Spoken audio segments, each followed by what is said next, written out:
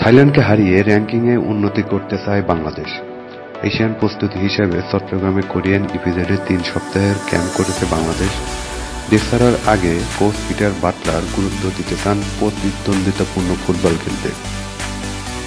শক্তির দিক থেকে বাংলাদেশের চেয়ে ঢের এগিয়ে থাইল্যান্ড।